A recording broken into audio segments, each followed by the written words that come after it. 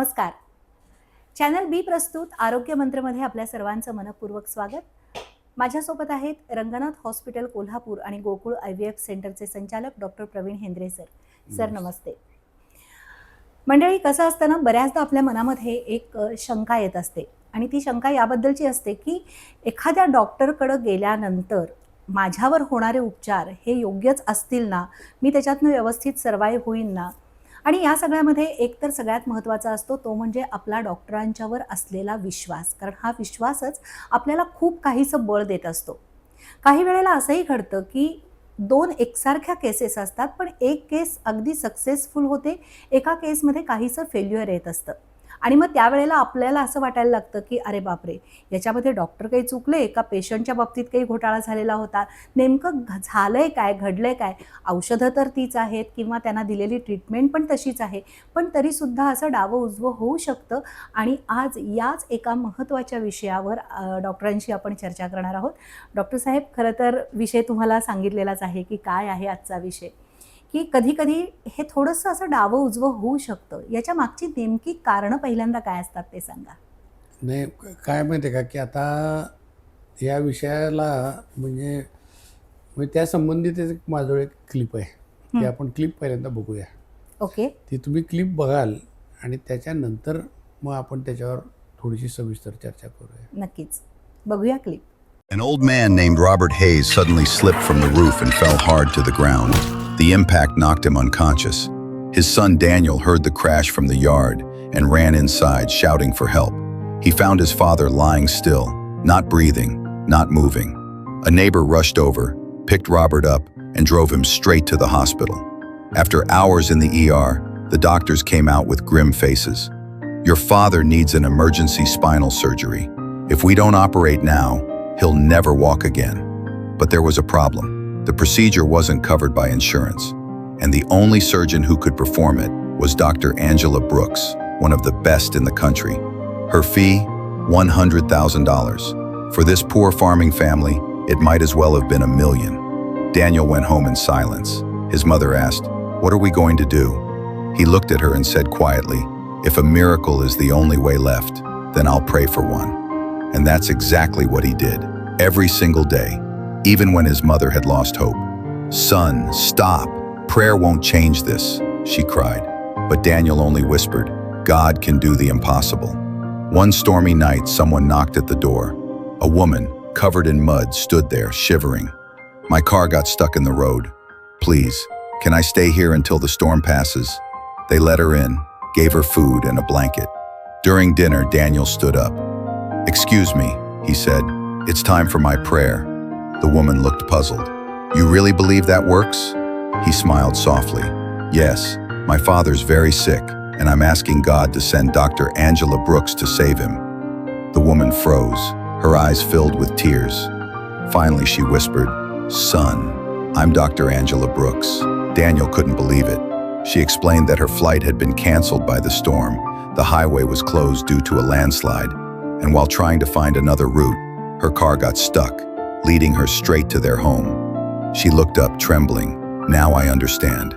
This wasn't an accident. I'm not going to that conference. I'm going to operate on your father."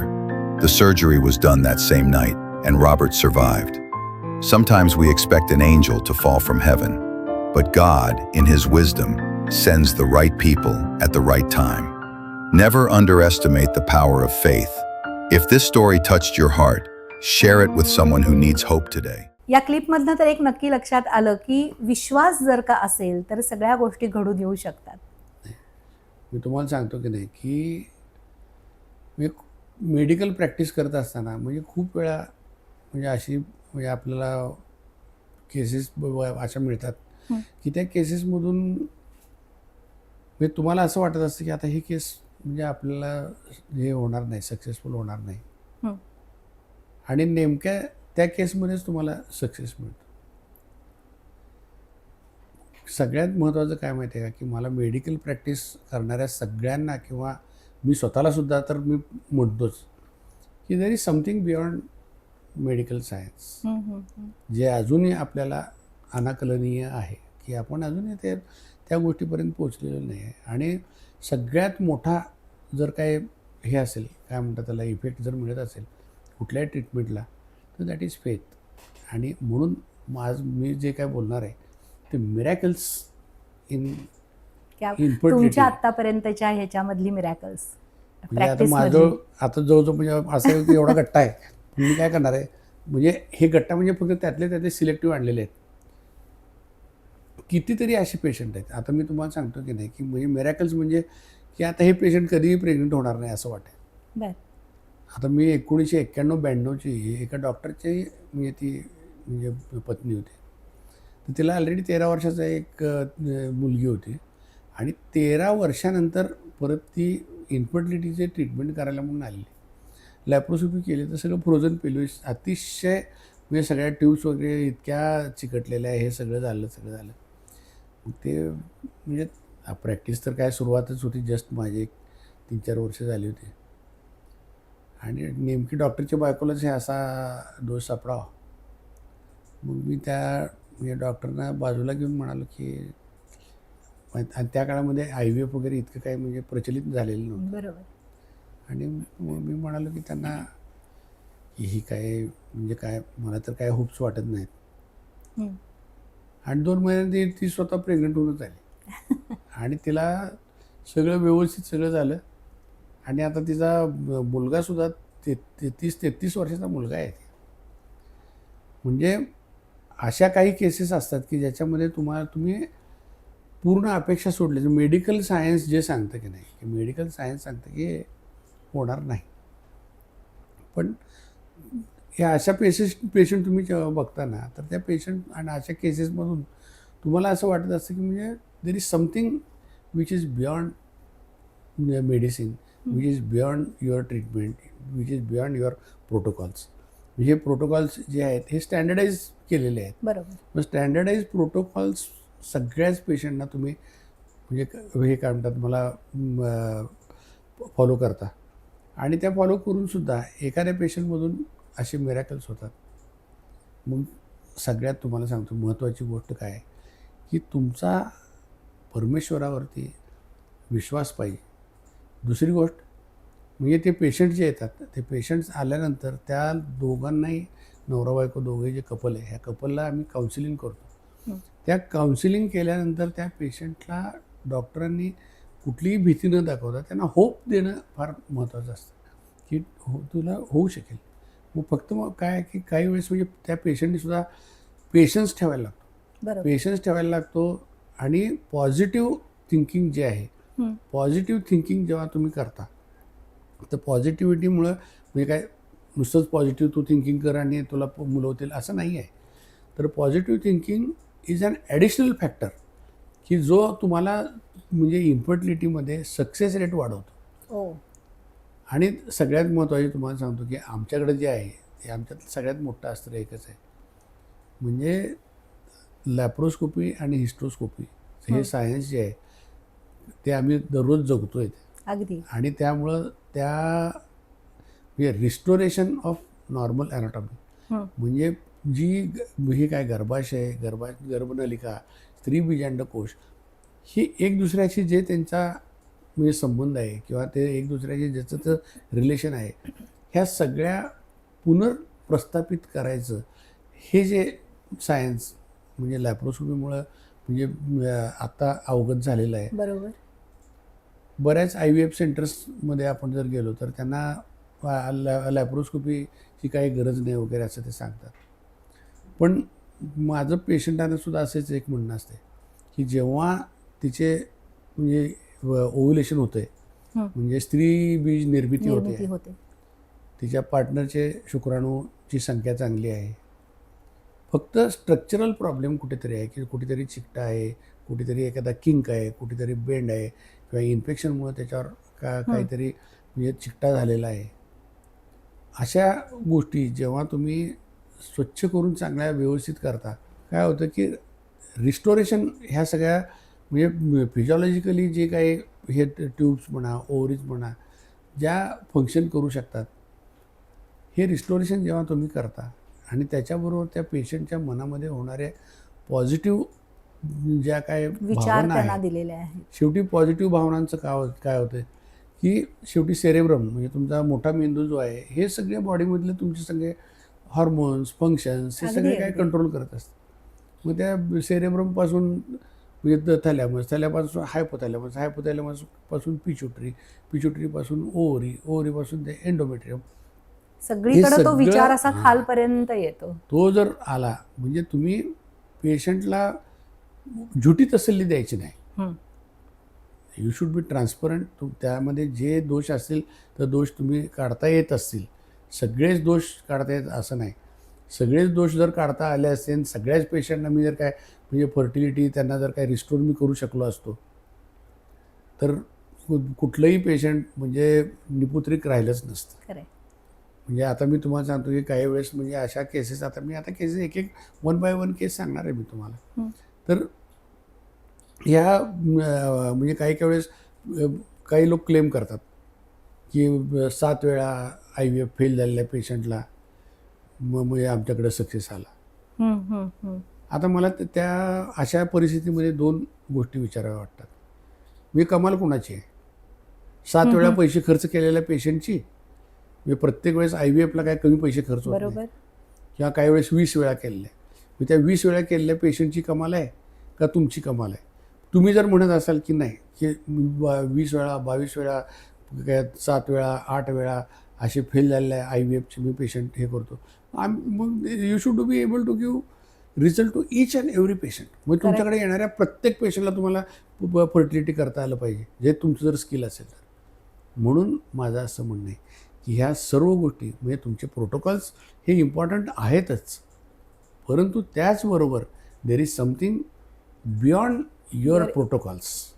म्हणजे वैद्यकीय शास्त्राच्या पलीकडे सुद्धा काहीतरी आहे की जे अजूनही आपल्याला समजलेलं नाही.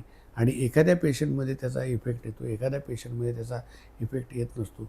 पण आपण कायम होपफुल राहणं आणि त्या पेशंटला आधार देणं त्या पेशंटला काउन्सिलिंग करून सांगणं की तू पॉझिटिव्ह थिंकिंग कर तू पॉझिटिव्ह विचार कर. आणि हा तर आपली संस्कृती जी आहे म्हणजे तुम्ही जर काय सगळा इतिहास जर बघितला कुठल्या म्हणजे ऋषीमुनींच्यापासून सुद्धा म्हणजे जे पॉझिटिव्हिटी लोकांमध्ये निर्माण केलेली की त्यातूनच सगळ्या म्हणजे पॉझिटिव्ह गोष्टी झालेल्या आहेत. तुम्ही निगेटिव्ह विचार करत बसला तर निगेटिव्ह होणार. म्हणून even if there is some failure म्हणजे पेशंट्समध्ये काही पेशंटमध्ये फेल आता IVF तर तुम्हाला सांगतो की नाही की जरी म्हणजे सक्सेस रेट आता नवीन जे हे आहे काय म्हणतात त्याला म्हणजे जो काय प्रोटोकॉल आहे खूप पेशंट्स प्रेग्नंट होतात. पण ते खूप पेशंट प्रेग्नंट जरी झाले तर त्यातले काहीतरी म्हणजे 10-15% त्या प्रेग्नन्सी लॉस असतो. आणि सगळ्यात शेवटी तो म्हणजे ह्याचा सक्सेस रेट जो आहे जगातल्या 1 नंबरच्या ह्याच्या IVF सेंटर्सचे जे काय सक्सेस रेट आहेत ते जवळजवळ 60 ते 70% टेक होम बेबी रेट आहे. मग टेक होम बेबी रेट हा त्या म्हणजे ते येणाऱ्या कपलला महत्त्वाचा आहे. फक्त त्याला मी केमिकल प्रेग्नन्सी झाली तो काय सांगत सुटणार आहे पण बरोबर रिझल्ट आलाय हे त्याच्या खांद्यावरचं बाळ जे आहे हेच त्यांना सांगणार आहे की हे म्हणजे हे सक्सेसफुल झालेलं आहे. आणि हे सक्सेसफुल झालेलं आहे हे बऱ्याच वेळेस तुमचे प्रोटोकॉल मग ते प्रत्येक पेशंटला जो तुम्ही प्रोटोकॉल मग तुम्ही 100% प्रेग्नन्सी सक्सेस केली पाहिजे. कारण कितीतरी गोष्टी अजून अनाकलनीय आहेत आणि हे आम्ही सुद्धा स्वीकारणं गरजेचं आहे आणि पेशंटांनी सुद्धा स्वीकारायचं आहे. आणि त्यानंतरच म्हणजे आपण काही गोष्टींमध्ये तो सक्सेस आणू शकतो. फक्त आता आपला मला वाटतं ब्रेकची वेळ झालेली आहे. पण मला असं वाटतं की ब्रेक नंतर काही ज्या महत्त्वाच्या केसेस आहेत तर त्याबद्दल आपण नक्कीच चर्चा करूया. घेऊया छोटासा ब्रेक. आरोग्य संवर्धन आणि विविध आजारांविषयी जनजागृती करणारा चॅनल B चा कार्यक्रम आरोग्य मंत्र. आजाराची लक्षणं, खबरदारी आणि उपचार पद्धती याबद्दल माहिती मिळेल तज्ज्ञ आणि अनुभवी डॉक्टरांकडून. आरोग्य मंत्रमध्ये पहा रंगनाथ हॉस्पिटलचे स्त्रीरोग तज्ज्ञ डॉक्टर प्रवीण हेंद्रे यांना. या कार्यक्रमात आपण त्यांच्याशी IVF म्हणजे काय, संतुलित आहार कसा असला पाहिजे, फॅब्रॉइड म्हणजे काय, 2 सीझर झाले तर रिस्क नेमकी कोणती असते, लहानपणापासून मुलींची वाढ होत असताना त्यांच्या आरोग्याची काळजी कशी घ्यायची या सर्वांविषयी संपूर्ण माहिती. आरोग्य मंत्र दर शनिवार सायंकाळी 7:30 वाजता 532 क्रमांकाच्या B चॅनलवर. ब्रेकनंतर पुन्हा सर्वांचं स्वागत आहे. चॅनल बी प्रस्तुत आरोग्य मंत्रमध्ये माझ्यासोबत आहेत doctor Pravin Hendre sir. Sir, आपण ह्या संपूर्ण केस स्टडी ज्या काही आहेत तर त्याविषयी थोडी चर्चा करणार होतो. कुठली पहिली केस तुम्ही सांगणार आहात जी तुमच्याकडे आली होती आणि तुम्हाला खूप नाही, टफ आता होती? म्हणजे विविध प्रकारच्या ह्या केसेस आहेत. हम्म.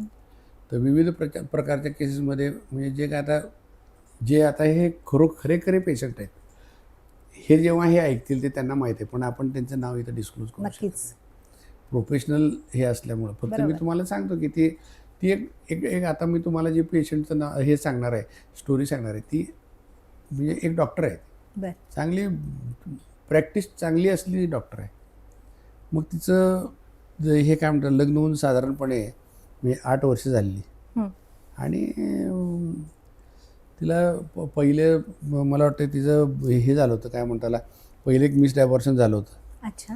दुसरं रप्चर्ड एक्टोपिक, म्हणजे तिला डाव्या गर्भनलिकेमध्ये गर्भ राहिला होता, तो रप्चर झाला होता. त्यानंतर तिनं 2018 आणि 2019 साली 2 वेळेस तिनं म्हणजे IVF केलेलं होतं. बर. ते तुमच्या इथंच केलं होतं का बाहेर? नाही, आम्ही आमच्याकडे केलेलं नाही, बाहेरचं आहे. मग IVF केल्यानंतर मग ती आली आणि तिचं काय वय काय जास्त झालं नव्हतं, म्हणजे 34 वर्ष वय होतं. मग तिचं AMH चांगलं होतं, कारण AMH म्हणजे काय की ह्याचा स्त्रीबीज निर्मिती सक्षम आहे की नाही, म्हणजे ओव्हरी ह्याचा तो एक आरसा असतो. मग ती सुरुवातीला आम्ही तिला सांगितलं की बाई की आपण आता हे करूया, काय म्हणतात त्याला, तुझी लॅप्रोस्कोपी करूया. आणि मग तिची लॅप्रोस्कोपी केली, रिस्टोरेशन ऑफ नॉर्मल ॲनाटॉमी वगैरे सगळं केलं. आणि त्यानंतर मग तिला म्हटलं की तू आता म्हणजे गर्भनलिका चांगल्या आहेत, स्त्रीबीज चांगलं आहे, स्पर्म चांगले आहेत, आणि मग म्हटलं तुला आपण एक IVF तुझं एक 2 झालेली आहेत, फेल जरी झालेले असते तर विल ट्राय वन हे IUI, सुपर IUI. म्हणजे सुपर IUIमध्ये त्याच्यामध्ये आपण जास्ती म्हणजे IVF सारखेच स्टिम्युलेशन करतो, फक्त लो डोसमध्ये करतो. झाली प्रेग्नंट, 3 वर्षाचं पोरगं आहे आता. मग याला हे जे आहे की नाही, वी नेवर एक्सपेक्टेड की आता ही म्हणजे प्रेग्नन्सी होऊ शकेल. म्हणजे शी नेवर एक्सपेक्टेड की मी ऑलरेडी 2 वेळा IVF केलेलं आहे, माझी एक म्हणजे एक्टोपिक प्रेग्नन्सी झालेली आहे, तरीसुद्धा मी म्हणजे प्रेग्नन्सी हे डॉक्टर सांगतायत कसं. ती मला जेव्हा मी तिला सांगितलं की आपण एक तुझा IUI ट्राय करूया, तर तेव्हा हे ती म्हणाली, सर एवढं सगळं झालं असं तुम्ही मला कशाला IUI करायला सांगताय. म्हणले ट्राय तर करून बघूया, झालं तर झालं. तर हे मी तुम्हाला सांगतोय की नाही की ह्या अनपेक्षित ह्या गोष्टी असतात की ज्या पेशंटला पण अनपेक्षित असतात आणि आम्हाला सुद्धा. पण ते सांगतो की जेव्हा सगळ्या गोष्टी पॉझिटिव्ह असतात, जेव्हा पेशंटचं मन पॉझिटिव्ह असतं, जेव्हा हे एक गर्भनलिका आहे ना, स्त्रीबीज निर्मिती आहे, गर्भाशय चांगला आहे, मग ट्राय करायला काय हरकत आहे. बरोबर. म्हणून की ज्या पेशंटना म्हणजे एरवी आता तू IVF केलं तर परत तुझं IVF करायला पाहिजे त्याची काही गरज नाही. सगळ्यांनाच मी तुम्हाला सांगतो की नाही, it is always tailor made. प्रत्येक म्हणजे हे आला की तसंच केलं पाहिजे असं ते काही पुढचंच होणार असं काही नाही. तर त्यामुळं ती आता तुम्हाला सांगतो की म्हणजे ते सांगतो ना की आता कित्येक पेशंट्स आहेत की नाही, एका दवाखान्यातून दुसऱ्या दवाखान्याकडं सगळ्यात पहिल्यांदा जी स्त्रीबीज निर्मितीसाठी गोळी जी काय सुरू झाली तिचं नाव क्लोमिफेन सिट्रेट आहे. त्याला पर्टील, पर्टोमिड, ह्या सगळ्या बऱ्याच, क्लोफर्ट, हे अशी त्याची वेगवेगळी नावं आहेत. तरी कित्येक म्हणजे या दवाखान्यातून त्या दवाखान्यातून, त्या दवाखान्यातून त्या दवाखान्यात, त्यांचं त्या गुण नाही आला, 2 महिने झाले, 3 महिने झाले, दुसऱ्या दवाखान्याकडे औषध तेच, पण एखाद्या दवाखान्यामध्ये रिझल्ट येतो. तर म्हणजे काय ह्याचा अर्थ, किंवा माझ्याकडे आला आणि मी ते ट्रीट केली आणि त्याला हे झालं, काय म्हणते, गर्भधारणा झाली, तर मी असं क्लेम करणं हे चुकीचं आहे ना, की माझ्याकडे आलं की मी नक्की हे करणार. मग तू प्रत्येक पेशंट आलेला त्याला जर काय पर्टोमिड दिलंस, तू म्हणजे क्लोपोड दिलंस, तर त्याला प्रेग्नन्सी व्हायलाच पाहिजे. मग हे जे आहे की नाही की कोणाच्या ओव्युलेशन इंडक्शननं पेशंट प्रेग्नंट होणार आहे आणि कोणाच्या ओव्युलेशन इंडक्शनमुळं होणार नाही, हे खरोखर तुम्हाला सांगतो की नाही. आणि मग समजा जर काय होणारच नव्हतं तर मग एखाद्याच्या याने काय म्हणतात त्याला त्याच टॅबलेट्सनी पेशंट प्रेग्नंट का झालं. बरोबर. म्हणजे मला काय म्हणायचं आहे की there are so many things which are still म्हणजे अंडर कव्हर, की खूपशा गोष्टी अशा आहेत की की ज्या ज्याचं अजूनही आपल्याला ज्ञातच नाहीये. नाही, मेडिकल सायन्सला अजूनही ज्ञात नाही आहे. आणि आम्ही हे असं कधी बूस्ट करायला नाही पाहिजे की नाही नाही आम्ही सर्वज्ञ आहे, दावा की करून आम्ही- उपयोग नाही, नाही दावा कशा आम्हाला करायचा केलाच नाही पाहिजे. खरंय. कारण काय म्हणून सांगतो की there is something beyond medical medicine. Science. मग तुम्ही त्यात म्हणून सांगतो की त्याच्यामध्ये ह्या सगळ्या गोष्टीचं मिश्रण आलं. पेशंटचा तुमच्यावर असला भरोसा, पेशंटला तुम्ही केलेलं पॉझिटिव्ह काउन्सिलिंग आणि पेशंटवरती तुम्ही केलेले पॉझिटिव्ह उपचार, हे सगळे ह्याचा जेव्हा मिलाफ होईल तेव्हा त्यातून म्हणजे काहीतरी चांगलं म्हणजे निर्मिती होऊ शकते. नक्की. पण एव्हरी टाईम ते होईलच असं पण असं नाही. काहीही सांगता येत नाही. म्हणून माझं असं म्हणजे म्हणणं मला आहे, हेच म्हणायचं आहे की पेशंट परतवे ते थोडंसं बदलत पण असेल. अजून एखादी अशी कुठली केस आहे का की जी म्हणजे तुमच्याकडे तर खूप मोठा साठा नाही, असणार आहे ह्या सगळ्या नाही केसेसचा. मी तुम्हाला आणखीन एक केस सांगतो की माझा एक मित्र आहे, ह्याला डर्मॅटॉलॉजिस्ट आहे बर. कुठं मिरजेला.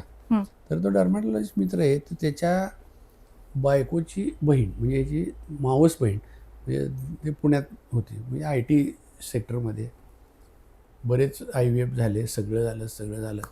मग ते त्यांनी सगळ्यात शेवटी तिला म्हणजे कोलॅजिन डिसऑर्डर होतं.